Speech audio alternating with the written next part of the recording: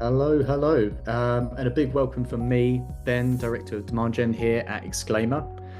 We're really excited to talk to you today about going beyond inbound and outbound and using all-bound engagement for an exceptional buyer experience. And to help us talk through this today and really bring in some expertise, I'd love to invite Steph, the Marketing Director from Sixth Sense, EMEA, a wealth of experience in B2B sales and marketing with a track record of over 16 years leading teams in success. I mean, that's a whopping career, let's be honest. And Steph's approach is really rooted in leveraging technology and strategies to deliver great ABM experiences, but also just exceeding business objectives again and again, and creating a positive working environment for people. And then, of course, I'd be remiss not to add Sophia as well, Marketing Manager at Reach Desk. Sophia's passionate about building and executing integrated campaigns that drive demand and pipeline growth. Anyone that knows the company will know all what they're about in terms of culture. And the great thing about Sophia as well, really believes in human-to-human marketing approach that resonates with customers and really hits on that revenue growth as well. We're always seeing Sophia share insights and best practices on marketing, demand generation, and social media. So I want to welcome you both and say thank you very much for joining us today. I'm personally really excited about this topic, and both of your companies are doing incredible work in the space. So to kick us off, I would love to just quickly introduce what we're trying to talk about today. And the real question is, why are we talking about Allbound? And I think it's quite a new topic for quite a few companies. Sophia, I know at Reach Desk, you've been doing this for a while and really pioneering the space. And Steph, I think actually you might not put the label on it, but it sounds like Sixth Sense to be doing a ton of it over the last 2 years. But for everyone's awareness here on the call, over at Exclaimer, we're really trying to level up what we're doing in marketing and set really good foundations over the last 2 years. We kept hearing the word Allbound, and we're really wondering what is it and how can we do it effectively. Now, I'm personally curious, but I would love to pass over to Sophia, as Reach Desk is really known for it. What is your definition of Allbound and what we're here to learn about, please? Yeah, of course. Well, first of all, thank you so much for having me. Really happy to be here. But yeah, Allbound, I think, is just, we say that it's a fancy word, right? But the meaning of it is really simple. It's just an all hands on deck type of approach. It's an approach where we ditched having inbound versus outbound versus partnerships versus customer success or account management, and having all these go-to-market teams focused on same goals, working together to enhance each other's performance and each other's results, and to really make sure that we're hitting the main target, which is revenue, right? Some say that Allbound is ABM is Allbound. I think it's not always like that.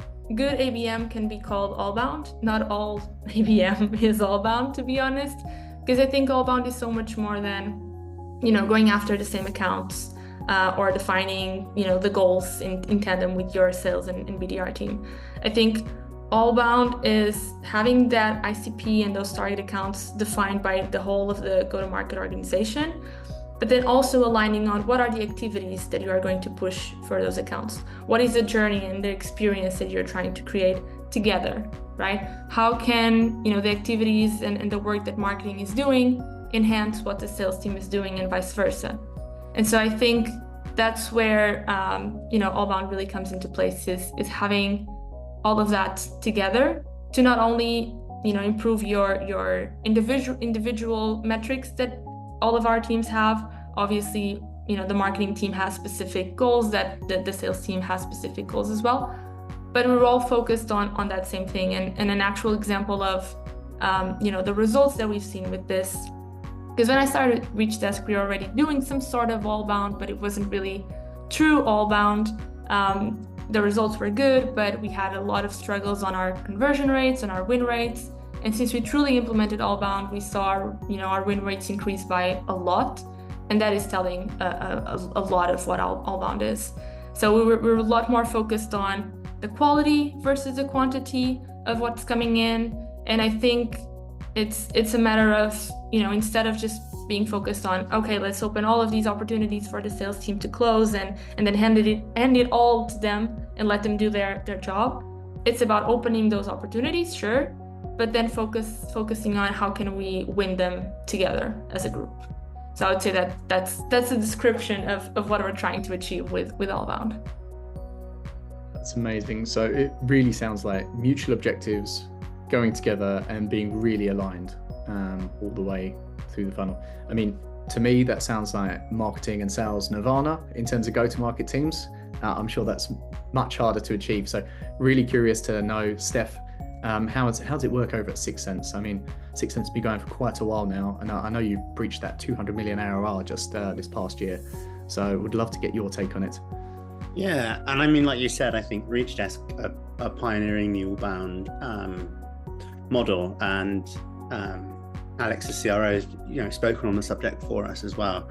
So really, I think what I might be about to say might sound controversial, Sophia, and I did warn you I was going to say it, so hopefully you won't hate me too much. But I actually think I take a different perspective. There's a lot you can do that is Allbound, and it's really, really important, and we will talk about sort of the actual execution of it, I think. But just one thing to note, whether you're talking about ABM, talking about Allbound, we're talking about demand generation, ideally, they're all just words that we're going to be using to talk about doing good marketing. And I think for me, good marketing is well-aligned marketing that's across, the revenue functions, including everything that basically drives that relationship with your customer. And a big part of that, well, the whole lot really comes from your buyers, right? So it means basically helping your buyers buy. And that then becomes a definition of good marketing, which, if you take an Allbound approach, to me, using the word Allbound is almost internal marketing. It's you saying to your team, saying to your board, saying to your colleagues, we're in this together. It's not a fight. We're actually going to be generating revenue from these customers as a team and as a unit, and we're going to be helping buyers buy in the way that they need to buy, rather than creating these weird swim lanes that don't actually reflect the reality of what people are doing. And to take that a step further, we just released some research, and the research is really crazy. And I will drop it in the chat. But high level, 70% of buyers, 100% of buyers, but buyers on average, we interviewed over 2,500 buyers, don't tell you that they're ready to buy until 70% of the way through their journey. So they spend the first 70% researching, etc., trying to figure out the problem, who can help them, building out a list of people and vendors that they think are going to help them solve a problem. And then the research said, and we asked them, who did you buy from when you did reach out? And actually, the research shows that 81% of people buy from the first vendor they speak to. So there's jobs there to be done, right? You need to convince the buyer you're the company that's the first on the list, the best company on whatever you're trying to sell. And then you have to help your sales team be the first in. And you do that in multiple different ways. Your sales team have multiple different ways in which they need to sort of do that. But ultimately, that's the reality of buying. It's hard. A lot of the time, we don't want to talk to people until we're ready. And we spend most of the time not talking to vendors. We want to know what we're talking about before we come to a company to buy something. So I think Allbound responds really, really well to that challenge. And it's basically saying, as a team, we're going to win this buying process. That's my take. I actually find it funny because I don't think what you said is controversial at all. I agree that Allbound is good marketing. In my past company, we used to work a lot more in silos. The marketing team was measured on leads, and we almost didn't have a relationship with the sales organization. So I agree. I think it's a natural, at least for me, it's a natural way of doing what I do. And I think it makes things so much easier as well, because you are a lot more, familiar with what you're trying to achieve, and you see the results a lot faster as well. So yeah, I think it's not controversial at all. Right. I didn't want to offend Reachdesk with the champions of Allbound, because I agree. It's important. And I think there's lots of building blocks that you need to get it right. But that's the main building block, is an understanding that get out of your own way. Your customers, your buyers are doing their buying, whether you're aligned or not, right? think that's a really key point, Steph, and also a nice place to land on. And that could serve as motivation, like getting out of your own way and actually understanding what your customer wants. But Sophia, I'd love to pass it back to you in terms of what was the motivation for Reach Desk to get started with this Allbound model. I know we're certainly thinking about moving this direction. And as Steph said, Alex, your CRO, would come and talk to their company. Actually, we got him in to come and talk at our kickoff just a few weeks ago. So we'd love to know what took you in that direction, please. Yeah, I think, as I mentioned, a lot of it was due to the results that we were seeing. Marketing was bringing in a lot of interest, a lot of demand, but then what was happening is that didn't move at all down the funnel, right? And not just from marketing, but across the board, across the business, the win rate was relatively low for the effort that we were putting in. We had a lot of finger pointing and those traditional fights for attribution. As we know, it usually happens between the marketing team, the sales team, and things just weren't aligned. We had a lot of those blockers and those discussions internally. Most of the times the marketing team didn't know what the sales team was doing necessarily, and vice versa. So I think it was not necessarily only on the accounts that we were going after, which weren't the same for the most part, at least not at the same time. But also those results that we were seeing, that we were putting so much effort, but then it wasn't translating into what we really wanted, which is revenue, right? And so I think that was one of the key drivers for us to take a step back and trying to identify those gaps and really look for a solution that would make everyone comfortable, really, to work with each other, and then would help as well, would help us help each other in a way, right? Because I think that's also the key theme of the alignment importance of sales and marketing within the Allbound approach, is helping each other and not just doing it for the sake of your own team. You stop being your own team and you start being a collective group of a team, a bigger team that's focused on that end goal. So this is a story that Alex always tells, and I bet the two of you have already heard this, but I'm here to prove that it's actually true. At the end of the quarter, the last days of the quarter, marketing, me, Ben, the marketing team is always on top of Alex and the sales team of how are the deals progressing? How are we pacing against the revenue target? Is there anything that marketing can quickly help do, or any intros or any showcases that we can do to help those deals across the line? And that proves that we're not only focused on opening those deals and opening that opportunity, we're actually happy to see on the last days of the quarter, when those deals start coming in and we see that marketing was responsible and influenced those deals somehow, that it's working.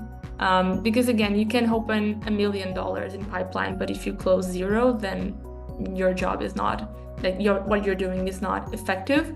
So it's a lot better if you open 500 and you close 500 than the other way. And that's what we started seeing, and that I think was one of the key motives and a motor for us to change to this approach.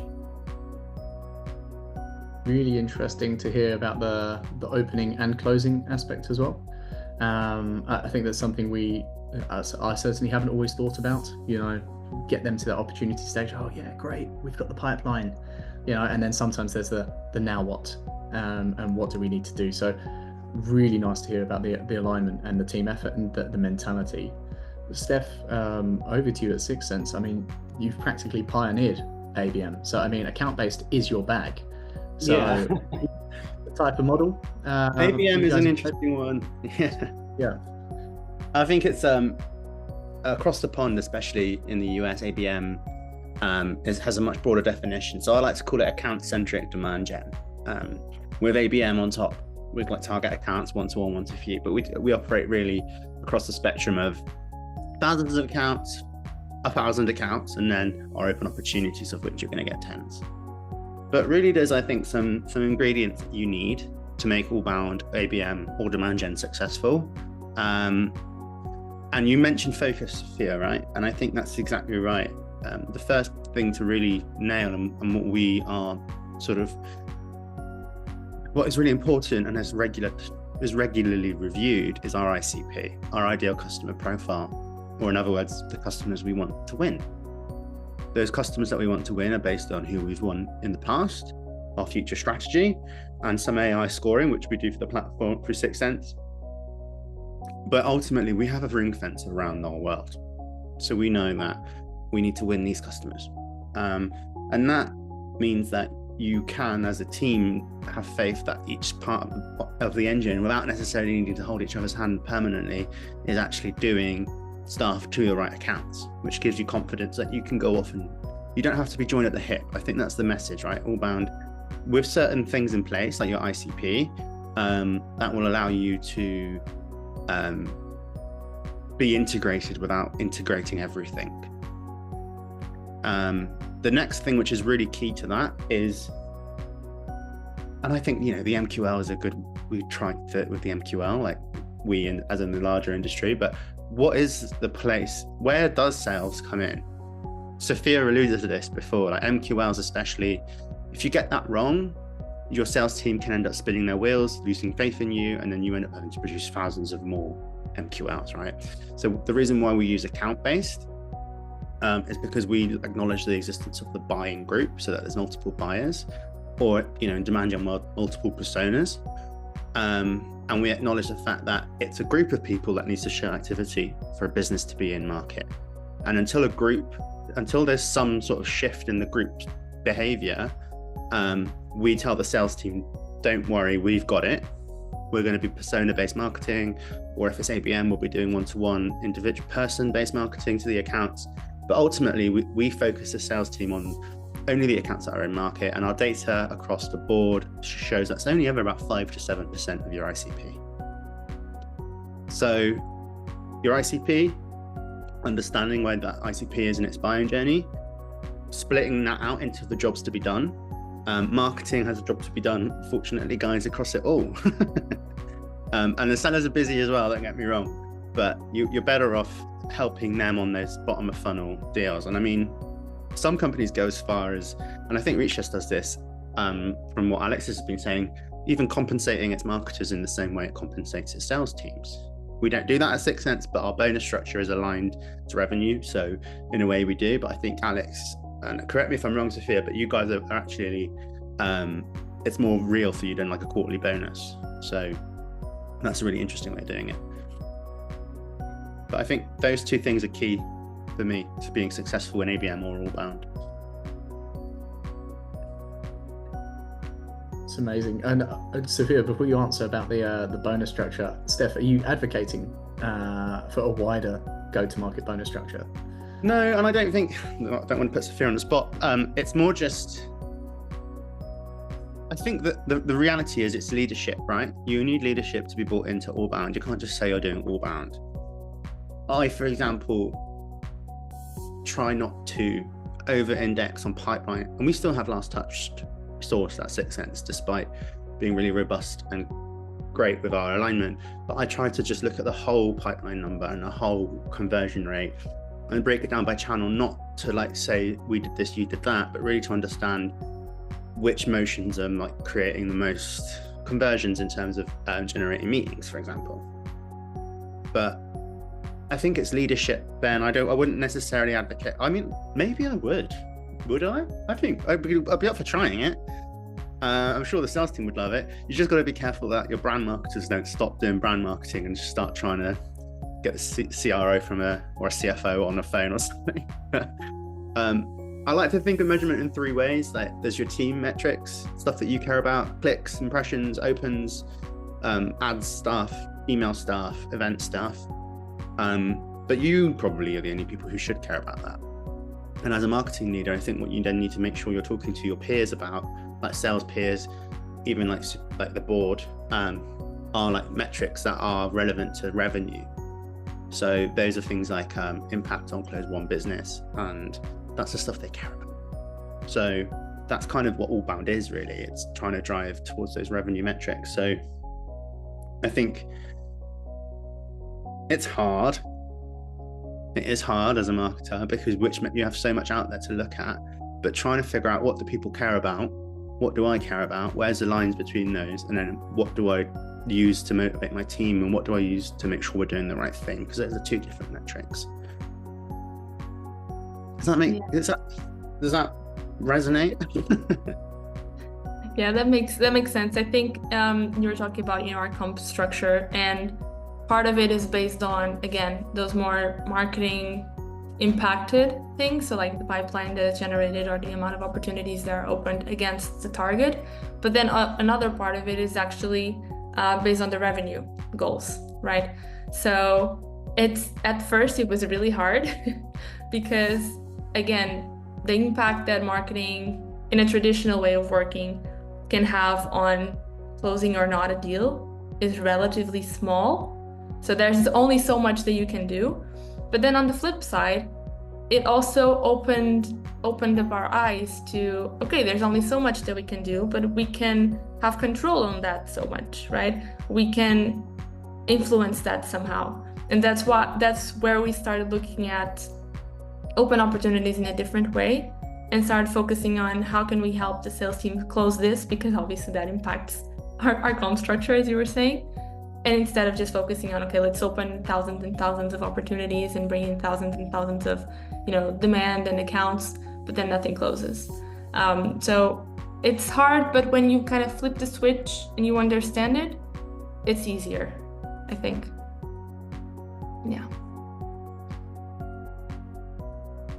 Deny that as soon as people start talking about getting trapped in a scaling MQL number or wasted MQLs, I just see dollar signs and it scares me, because I don't want to pay for them unless we can convert them. So yeah, I think that's a really good point. And look, don't worry, I wasn't going to take the conversation to diving into people's comp plans and company setups. But to transition away from there, I think, Steph, you made a really good comment when we were talking before, prior to the call, about that.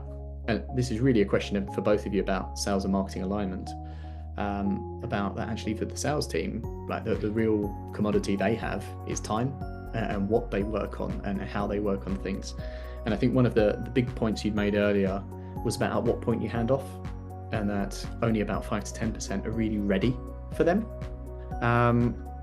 Maybe you've just got a couple of examples of how you actually, keep sales at bay and happy to do that, and make sure they've got enough of the right type of leads. And do you have a number of different types of leads that go over to the sales team? And Sophia, I would love to ask you the same question afterwards, please. Yeah, I mean, that's at the core of what we do. I mean, you guys are both customers, so you'd probably be familiar, but for those of you who don't know, Sixth Sense analyzes loads of data and tells you when an account is ready to buy or in a buying motion, amongst a billion other things that we do. It's a platform, but that is like at the heart of the origin story. And we call it a 6QA, Sixth Sense qualified account. So when an account qualifies, we tell our team to treat it as a buying group, to basically acknowledge the reality of the buyer. That means that they have to reach out to multiple people. We have service level agreements in place. So I think 6 minutes is inbound. So when we have an inbound lead, they have 6 minutes to respond, but they have to reach out to 3 different people at that account. So not just the person who's come in, but the rest of the group, because the acknowledgement there is that it's a buying group. And inbound is no different to outbound. On outbound, and as a caveat, the sort of mantra we have is if you go outbound around 70%, so just before the account maybe comes to you, you're actually you're trying to beat the inbound. It's kind of the mantra we have. So our outbound actually closes at a higher rate than inbound. And the SLA is 20 minutes and 3 people. So that's how long the SDRs and the sales teams have to launch those. So ultimately every account is actually, depending on how big the organization is, it could be 3 people, it could be 10 people. It's not an MQL, right? So there's a bit more work there to do, and you can spend more time researching. They also have target accounts. So those 6 QAs will sort of cycle in, and everyone gets them spread out, treated like an inbound. But they also have about 60 accounts each that they get at the start of the year. And with those, we ask them to do 2 things. We ask them to understand and talk to us about whether an account is in a 6QA, so ready for sales, or more in the research phase, in the sort of pre-6QA. And if it is in the 6QA, how well we're doing at reaching out. And there's a score, an AI score that 6sense tells us if we're doing good, bad, or awful. Well, that's probably the wrong scale. It's a strong, moderate, or weak. So they kind of have like a quadrant. Why are you doing? So even they can hold themselves accountable, but we will support them in content, activations, experiences, more like traditional like event stuff, but also like one-to-one plays to help them sort of become friends with the accounts that aren't necessarily ready to buy. So that motion there for me is build the brand of the salesperson as well as the brand of the company, and that's really like one giving the salesperson value-driven content and activities. And then on the other side, which is when they are ready to buy, we use stuff like Reach Desk. We activate gifting, we activate events that are like one-to-one dinners, and ultimately that's kind of how we do it. Yeah, I would say that in our case it's pretty similar. So as Stefano said, we are 6sense customers, so I think the 6QA model is the basis of everything we do as well. So obviously our team also has some target accounts that they are focused on, and they are multi-threading to, which is going after those different people in the potential buying group. Then 6QA is when things get critical, as we would say. So it's those really like signals to the sales team that it's really time to go all in on those accounts. On the inbound side of things, or on the what comes into us, the end raisers that we say, we use Chili Piper as well, and we work in pods. So basically we have pods between the BDR team and the sales team. So you have 2 or 3 BDRs working with an account executive. They start by working the account, warming it up, doing some like thought leadership led outreach, using some gifting as well to kind of warm up that account. And then whenever they come inbound, if it was being worked by one of those BDRs, it gets directly routed to the correct account executive instantly. So someone comes in, they request a demo on their website, and they book a time right away. We also saw that increased our results significantly than relying on having someone come in, then they have to wait. Then obviously we had SLAs, but we know that sometimes things fall off. So having that ability for people to book directly on their time and on their own terms, again, looking at the buyer, putting the process in the buyer's hands, was something that really helped us in that way. But I think sales and marketing alignment is the basis of Allbound, right? Not only on the processes, but also on the visibility that you give each other and the understanding that you have of what each other is doing. I think in the beginning, the sales team had no idea what the marketing team was doing to help them, and vice versa. Marketing was like, what are they doing with the accounts? Are they just like not reaching out? What is happening here? And on their side, it was probably the same, right? They were like, marketing is not doing anything.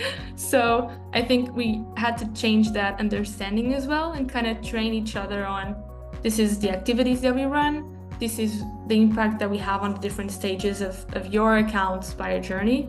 And this is where you come in, this is where we come in, this is how we can help each other. So for example, on that multi-threading example and strategy that Stefano was just mentioning, our team does that a lot. They multi-thread to different accounts and different contacts in the same account.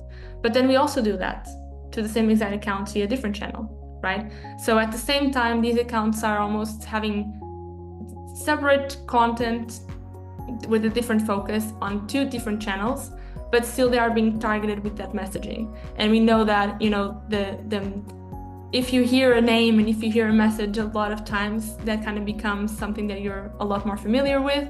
So that's something that we like to do when we start, okay, how can we help them with this motion that they need to do in a way or another? Or if, for example, they are trying to accelerate a deal, right? Which again is that more uncontrollable part on a marketing side. We always try to think, how can we help them with that? Obviously, we don't control the whole process because there's some legal reviews, some financial reviews, and marketing doesn't have a lot of influence on that. But what campaigns and what motions and what projects can we create to help them further down that line? And one-to-one ABM is a good approach there of, okay, let's pick on those accounts that are an open opportunity and help them get to the finish line. So again, I think defining the ICP together is a huge part there, but it's also about understanding what each of us do and how we can help each other, basically. Does that make sense? Amazing. That makes total sense. And before I ask another question to the two of you, just to summarize what I'm understanding here, it's really about good alignment between sales and marketing. But what that seems to mean in real terms is that's really agreeing together on who the ICP actually is and making sure we're updating it so it's relevant. Working together to actually open and close those deals as well, which I think was a really interesting point for me, because sometimes we forget that end part once it's gone to opportunity. But I think there's been a great comment there about when to deploy that one-to-one ABM and really focus in. That seems to be based more on the moment and the rather than the segment or the type of account. I know in the past, and maybe you're going to tell me, hey Ben, you're doing it the wrong way, but we've just thought, okay, all the enterprise stuff gets one-to-one, but everything else mid-market doesn't. But Sophia, you're suggesting that maybe it's by stage, and that's when it could use the most help. That's when we swoop in. Yeah, I think in my opinion, it's a mix of both, because you can have those really, really important accounts that you want to close in that year or in that quarter, and you do an ABM by segment, if you want to call it like that. But then you also have this part of when the 6QA comes in and where those open opportunities come in, and you do a one-to-one ABM by stage. So I think you can have a mix of both depending on the organization that you are. I think smaller organizations try to choose one over the other, but I think for bigger companies with bigger resources as well and a lot more there, you basically are able to combine the both of them, and it makes sense, right? Because the goal is the same. You want to close those accounts.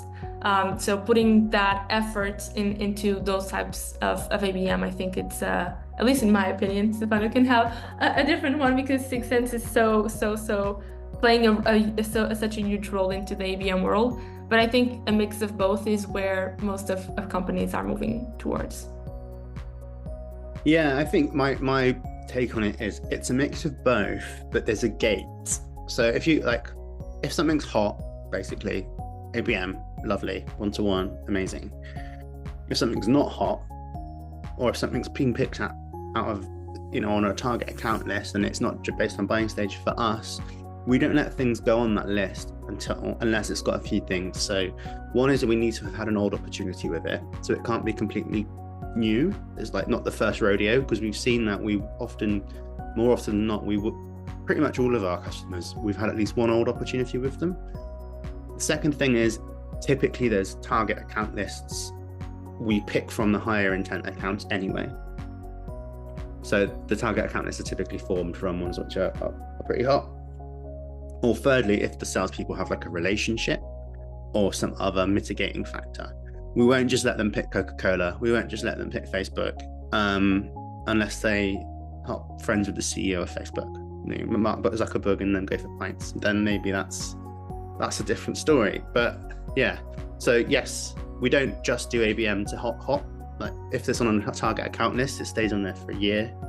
But what I do quite like to do is, if we are doing one-to-one, but probably more one-to-few, really intimate dinners we've done for 6 or 7 people from 2 or 3 accounts, we'll often open that out to other accounts in that person's book, so that we can kind of hedge our bets a bit as well.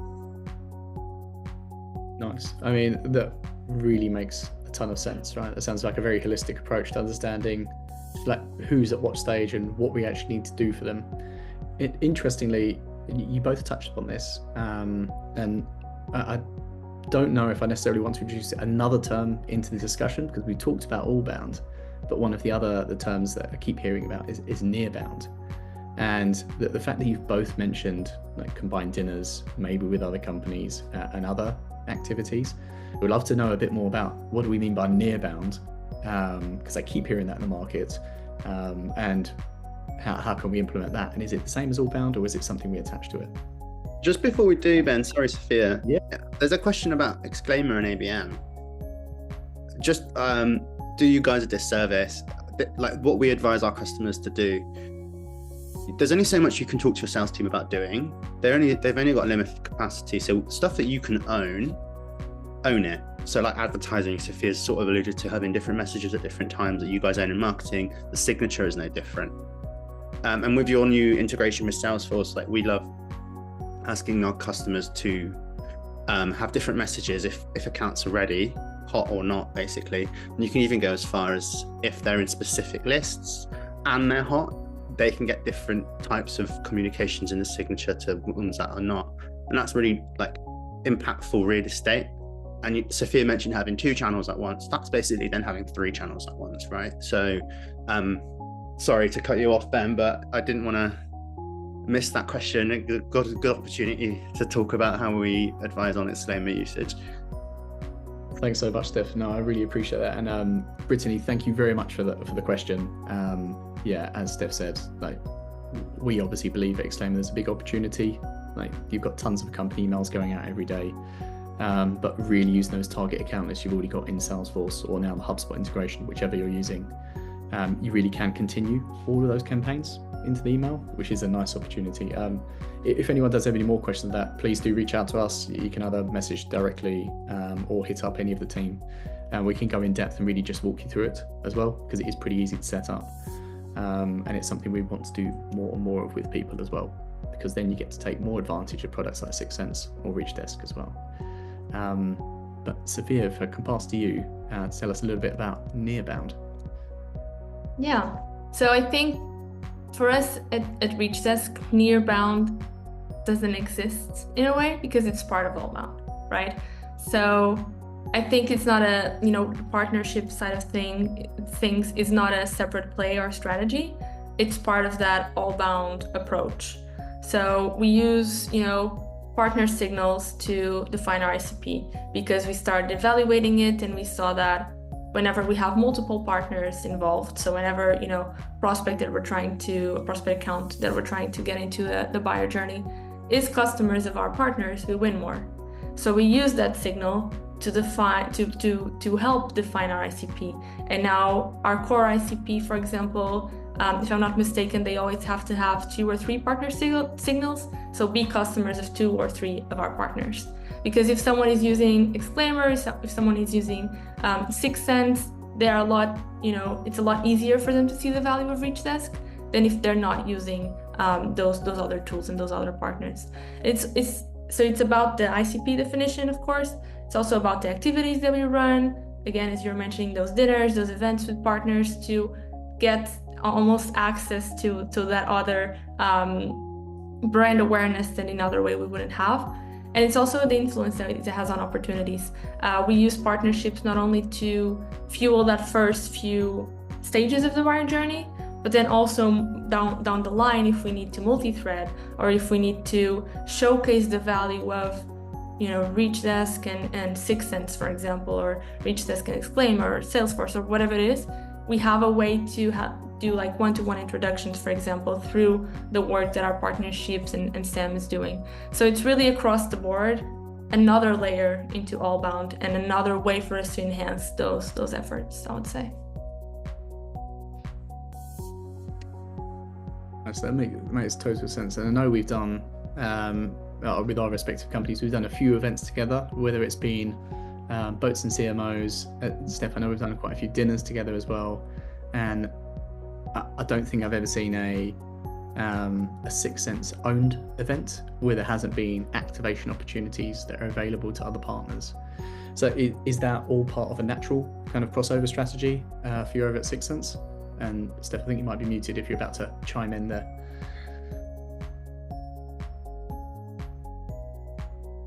Steph, sorry to catch you. I think you're muted, my friend. That was actually intentional, if anyone asks. Yeah.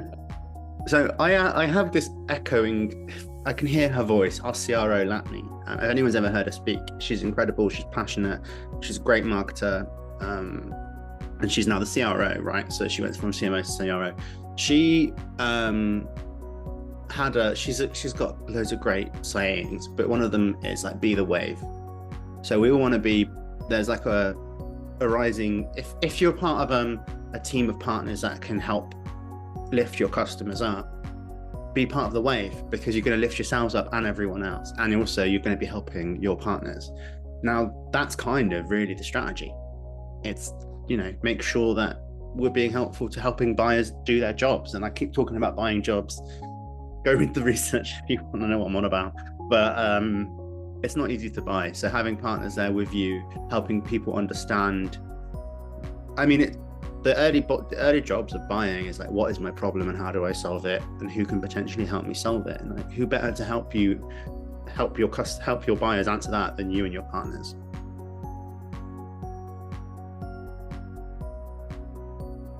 Yeah, exactly. I think, you know, Reach Desk has done a ton of events with our partners as well. We just did 6 Sense Breakthrough. We just participated with 6 Sense on that.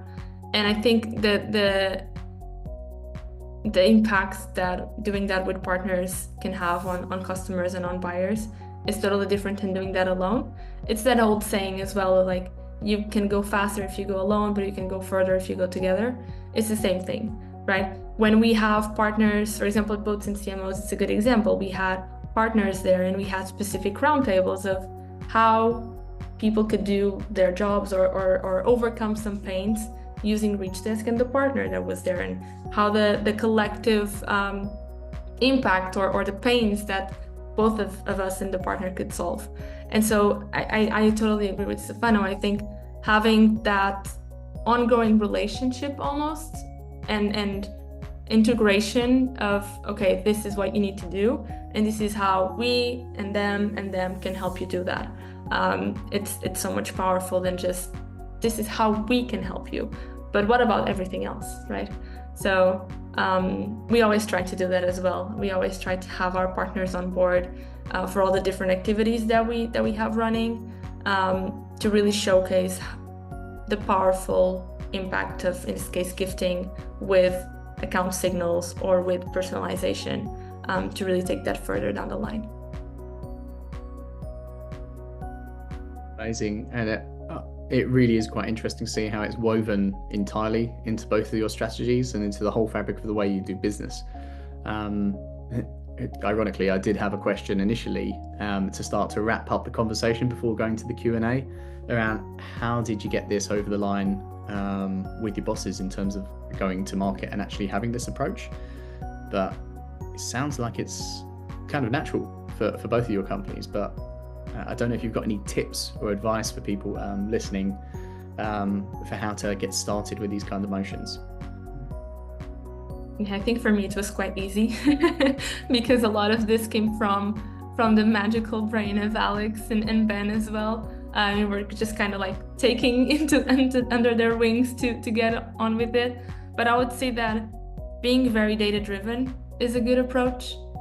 Looking under the surface as well, because if you look at, you know, website visits or clicks or even demo requests, right? You are just scratching the surface of what the data can tell you. Try to go a little bit below that, and how are all those demo requests that you got on your website actually moving? Are they just getting stalled in the first few meetings? Are they actually getting closed? Is there any trends that you can see there? And once you are kind of empowered by that data, you can tell a better story and change things if necessary. But always try to be backed up by the under the surface data that you need to go a little bit deeper to get to. So 6 Sense is, you know, it's been going since 2013. It was going long before me, and it'll be going long after me, and this is at the heart of what they do, right? Of what we do. But I did try and do this myself at a previous company, and it was hard. But the advice I received from an old boss, if anyone wants to follow him, he does a great newsletter. His name's Edwin Abel. There's a few nuggets that he shared with me. One of them is stay close to sales. Right? They effectively don't lose sight of what your organization is trying to do. And that is going to help you be respected as a marketer if you can understand and talk to the challenges your sales team are facing, and also help them. And the other one is don't get drawn in, and don't get goaded into who did what and how did we do it. You know, that's kind of just good life advice, right? But also great advice for working with sales. And I'll chuck one in myself. Moving to Allbound is a change for many people. You don't need to necessarily, and often that's because there's nothing to measure, people struggle. So you need to figure out what your new metrics are going to be and what you're going to be measuring. Doesn't necessarily mean you need to stop measuring your old stuff, but benchmark. If you want to make a move to any new model, there should be a period where you benchmark so that you have goals that you can then set yourself in the future. And you should be tracking your old goals as you're benchmarking your new goals, so that you don't give everyone the heebie-jeebies about, we don't have no clue if this is good or bad. So, and there may well be a year or 2 quarters or a quarter where you're doing both, you're tracking both, and you're not talking about one, and then slowly the new metrics become the main metrics and the other metrics disappear. But yeah, don't necessarily get caught up in the politics, but be, you know, that's why they exist, because people need a yardstick. Oh, that's awesome. That's a great way to cap us off before quickly jumping into the Q&A. We did have 2 main questions that I was really keen to ask you both. But I would be remiss now, you've mentioned benchmarking, not to ask if there are any unique KPIs that you feel are different for Allbound compared to just business as usual.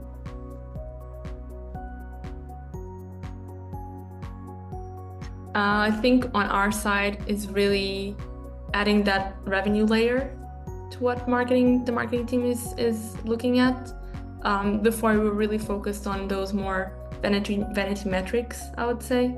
So again, everything that has to do with the website, the number of clicks, focused a lot on the number of demo requests that we had, but then not looking at how those move through. And I think now we're still, our performance is still against pipeline and opportunities. But we're a lot more focused on how that is converting. What is the win rate? What is the flip rate of those appointments that are scheduled? Do they convert to an actual opportunity, or just is everything disqualified? Which is not the case, thankfully. But really focused on more progression type metrics and not just on that first little stage of impacts that you can have. So I think that's where you need to start looking at adding that to your dashboards, adding the revenue number to your dashboard, the win rate from marketing to your dashboards, to really have that holistic view of how everything is progressing, and not just focusing on, oh yes, we have 100 millions in pipeline, but then the sales team is like, oh, but we are only closing 1% of that. And you don't have visibility over those things.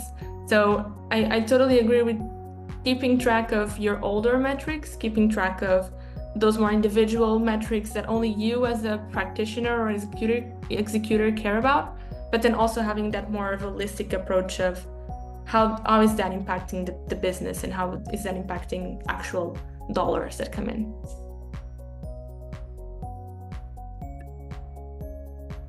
It's amazing. And Steph, I know you kind of teed this up by talking about the benchmarking, but any unique KPIs that you're doing differently when you're using this kind of model to get around sales and marketing alignment around Allbound?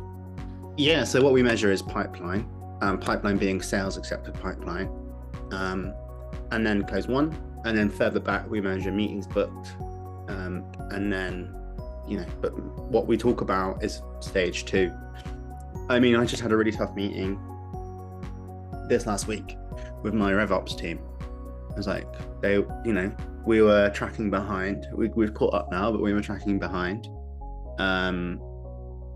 last month. And they basically, I was like, but we've had such a great month, we've put loads of meetings. And they were like, yeah, but we're not delivering the pipeline. I was like, yeah, that's fair. So we spent the last month, basically shifting our strategy to try and drive pipeline. And that's exactly what Allbound is.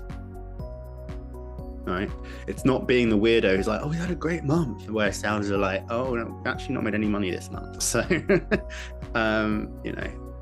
so yeah, I think the metrics have to just be revenue metrics for Allbound, to be honest. Yeah, love that. Big fan of that. And that's a language we can all speak. Every team understands the dollar signs. I know we're short on time, and I do have these last two cheeky questions to get in there. Would love to know if you could give a quick snap example each of a successful all-bound engagement strategy. Do you want to start, Steph? I can start as well. No, you go for it. You can start us off. I think obviously for us at ReachDesk, gifting is a huge part of this. We like to drink our own champagne or eat our own cake, whatever you prefer. But we really try to use this across the board, not only from a marketing-led perspective, but also from a sales-led perspective, and try to have gifting across the buyer journey in different ways and in different touch points, but to result in that dollar signs, as you were mentioning. So not only we have some gifting campaigns that are more focused on, marketing, impacting those open opportunities and having those first few meetings scheduled, but then from a one-to-one ABM perspective, we also use gifting to fuel the sales team and to give the sales team another resource to help those deals progress or multi-thread. And then obviously after, a deal is closed, we go into the more customer marketing type gifting to recognize those customers, onboard those customers, etc. So I think it's a strategy that if you use it wisely, you can use it across the board, across teams, and have it be a really, really powerful tool to drive this revenue that we're all talking about. I think that my example, I'm just going to very quickly outline maybe like a enterprise segment campaign that we might do. Say there's like 1,000 accounts, and globally, like the North America team would split those out to 5 stages. Due to like my headspace, I can only really deal with 2. So I'm like ready for marketing, ready for sales. In the ready for marketing, they receive ad sets to my 2 key personas, sales and marketing. Those ads are specific to pains. So for example, it might be, what is ABM, what is demand gen, what is lead gen, how do I create a pipeline, and there's a lot on different content streams there. And actually, if we can see they're searching for specific ones of those, we'll only show them those specific ads. And at the same time, we'll be using our email programs to send nurtures to the same personas of different content. And with Exclaimer, we advise people to, if someone is emailing somebody from one of those accounts, we would have the same content. As we move into sales, everything stops. It just cuts out and it changes. So the ads change, they become bottom of funnel ads. Effectively, we're driving to a demo, but without asking for a demo. It's all very much about how do I buy something like this? What customers are saying about that? And it provides air cover for the sales team, but it also provides the opportunity for us to generate inbound leads. The sales team are the only ones then who have, we switch Marketo off basically, and the sales teams are expected to reach out. Now, by this point, we will have also automatically extracted contacts from our database. So the sales team can pretty much straight away just start their prospecting that we ask them to call, email, LinkedIn. And we also activate our AI SDRs. At that point, we then flip into booking meetings, and we flip into our open opportunity play. The ads again change. They actually go back slightly to be more brand focused, because we acknowledge that whilst we might be speaking to someone who's about buying 6 cents, the rest of the team at that business who have to sign off on it might not know who we are yet. So we have a mix of case studies and just more generic brand ads. And we also support them with events across all 3 stages. It's amazing. No, thank you both, because they're 2 really, really tangible things that we can pick up and take away. And I would invite anyone, if you want expansion upon this or how to actually go into it, do hit up Steph, do hit up Sophia on LinkedIn or via email, because I think there's a wealth of knowledge there and some things we can really take away. But given that this is a webinar in this era, I would be remiss not to ask the question, how are we implementing AI to help us do all these magical things? Because it sounds like a lot of work.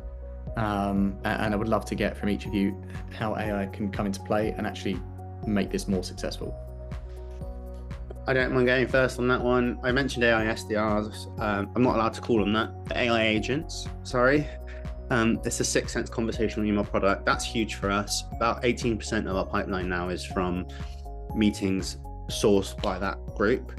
And basically what it is we acknowledge that sales teams have a lot to do. And in the old world, we try to automate it with Marketo.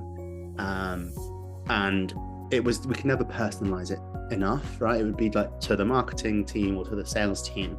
Whereas with our AI agents, they actually pick up on the reasons why we think it's hot. So they've been on maybe product page 1 or product page 2, or they've researched ABM, or they've researched demand gen.